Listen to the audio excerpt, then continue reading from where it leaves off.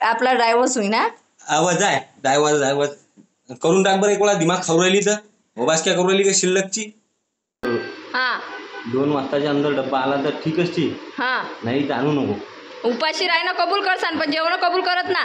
घरचा माल काय 4 वाजता 5 वाजता डब्बा आणतो. घरचा आज जर डबा वेळेवर मिळाला नाही तर डायव्हर्सची धमकी मला आज गणेशजीने दिलेली आहे की नेहमी मला तू डायव्हर्सची धमकी देत राहते तर चल देऊन टाक एक वेळची. आणि विशेष म्हणजे गणेशजीने खूप छान काम केलेलं आहे की त्यांनी बचत खातं उघडलेलं आहे तेही स्वराच्या नावाने. आणि ते ऐकून ते पाहून मला खूप आनंद झाला. तर चला बघूया आजच्या ब्लॉगमध्ये. श्री स्वामी समर्थ.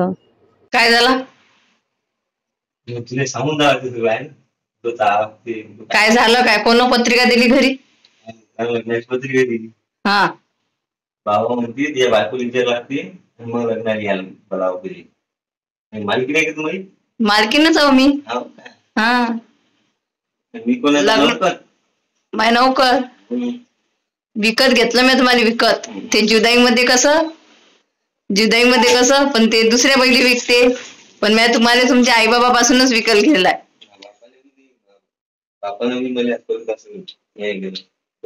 म्हणजे मी तुम्हाला सासरवास करून आली आहे ना.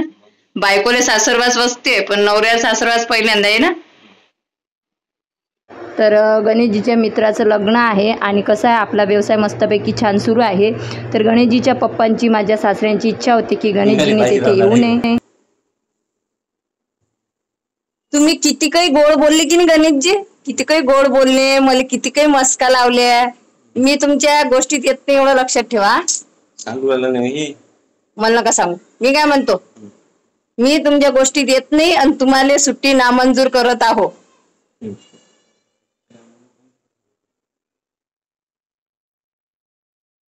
तुम्ही जर गेले ना ऐकून घ्या.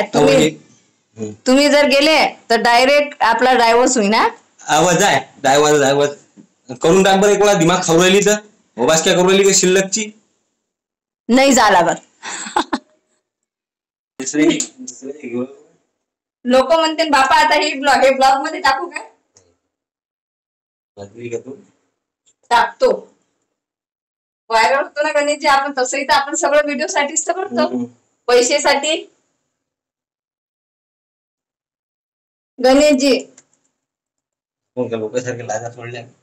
हा लाजा सोडल्या. मी काय म्हणतो डायव्हर्स देईन मी तुम्हाला.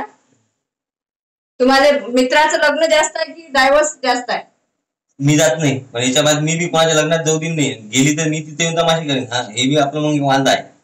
तमाशे करसान हो हे नाही जिथं जाऊ तिथं सोबत जाऊ नाही तर एकही जाऊ नये असा रूल ठेवू आपण. बरोबर आहे की नाही तुम्हीच सांगा. जिथं जायचं तिथं सोबत जायचं. आता याच्या मित्राचं लग्न आहे मग मला नेणं काम आहे की नाही तुम्ही सांगा. लग्न कधी इथं आहे का मला सांगू नका. सोबत चालायचं लग्न तर मी बी जिथं जाईन तिथं मी तुम्हाला सोबत नेतो ना. मी एकटी जातो काय मग तुम्हाला मला सोबत न्यायला लागेल बस. बाकी मला काही माहित नाही. कारण लस्सी व्यवसाय पाडून तिथे लग्नाले जा हे ते करा. त्याच्यामुळे त्यांनी मला सांगितलं होतं माझ्या सासऱ्यांनी की याला अजिबात लग्नाला येऊ देऊ नको. आणि हा जर लग्नाला येत असेल तर त्याच्यासोबत तू पण ये नाही तर मग यांना पण पाठवू नको आणि तू पण येऊ नको. त्याच्यासाठी त्यांच्या मित्राचा पण कॉल आला होता की तुझे बाबा म्हणत होते गणेशला जर लग्नाला बोलवायचं आहे तर त्याला नका विचारू माझ्या सुनेला विचारा.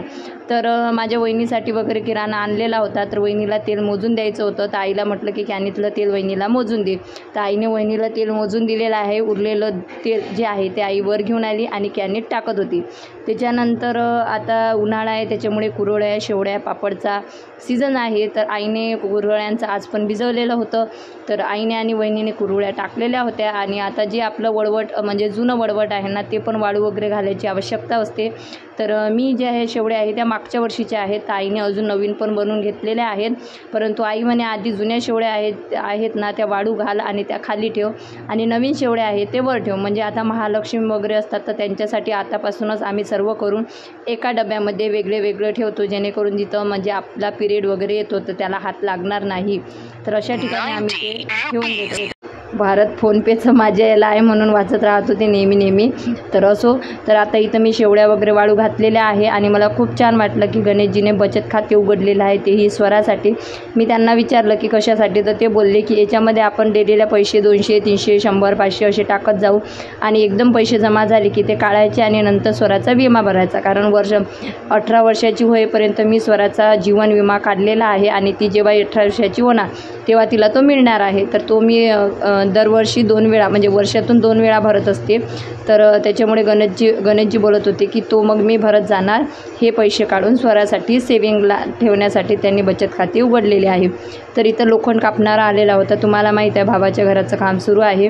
तर इथं लोखंड कापणारा आला होता, तो लोखंड कापत होता. मग मी वरून बघत होती त्याला आणि सांगितलं की व्यवस्थित कापून एका साईडने ठेवून दे. तर तो आता लोखंड वगैरे कापत होता आणि गणेशजीला आता चहा वगैरे दिलेला आहे. Hello friends, welcome back to my channel my lifeline Swara and Swaraj. कारण हा व्हिडिओ लाईफलाईनसाठीच आहे म्हणून मग म्हटलं चला बघा हा माझा नवरा किती गुणाचा झालेला आहे. वा बायको म्हणून बायकोचं ऐकायला लागते. गणेशजीने बघा हे काढलेलं आहे बुक काढलेलं आहे गणेशजीनं. नाव नका हे करू. बुक काढलेलं आहे बचत खातं. काय रोज जमा करत जासा? 100, 200, 300, 400 रुपये असा गणेशजी. पाणी नाही टाकलं का गणेशजी याच्यात? सांगितलं नाही म्हणजे तेही सांगा लागते काय? तर गणेशजी आता मस्तपैकी बचतीच्या मागं लागलेले आहेत आणि ते आता मस्तपैकी पैसे जमा करणार आहेत. पैसे जमा करून फुर उडून जाणार आहे.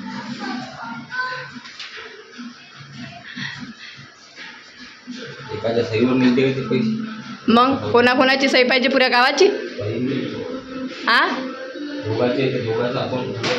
दोघांच आहे काय? जॉईंट आहे काय? आणि एवढं नाही खायला आणा लागत लेकरीले 100-200 रुपयाचं. अरे मी देऊन नाही आली पण बचत करणं पण आवश्यक आहे ना.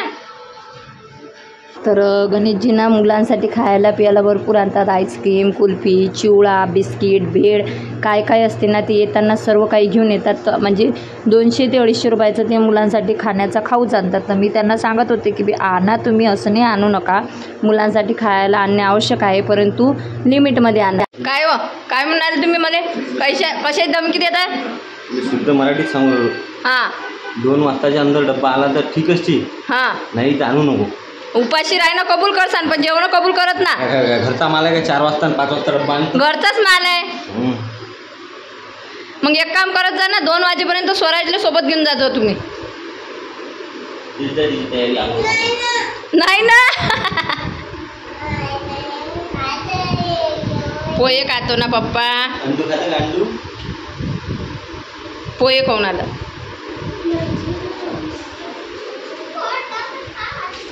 अभी ना जाओ छोड़ के कि दिल भी भरा नहीं. अभी ना जाओ छोड़ के कि दिल भी भरा नहीं.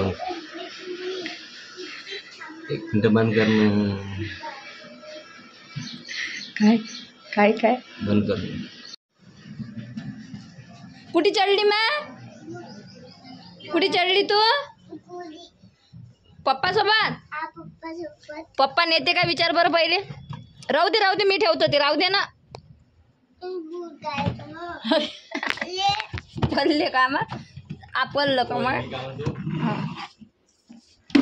हां काय डब्बा करून घे. हो ना बाबा.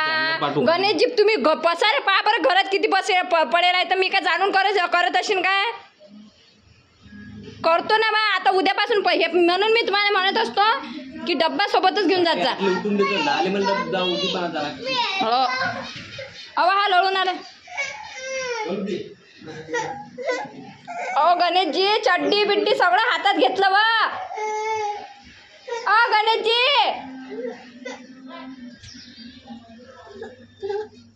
अहो गणेशजी त्यानं पाहिलं चड्डी बुट सगळं हातात घेतलं म्हटलं. तर असा होता आजचा ब्लॉग. तुम्हाला गणेशजीची बरकत ऐकून कसं वाटलं आणि आजचा ब्लॉग आवडत असेल तर नक्कीच लाईक, कमेंट, शेअर, सबस्क्राईब करा आणि भेटूया लवकरच नवीन व्हिडिओमध्ये. तोपर्यंत सर्वांना बाय बाय. श्री स्वामी समर्थ. स्वस्त राहा, मस्त राहा आणि स्वतःची काळजी घ्या. आणि हो, उन्हाळा आहे तर पाणी जास्त प्या. बाय बाय सर्वांना.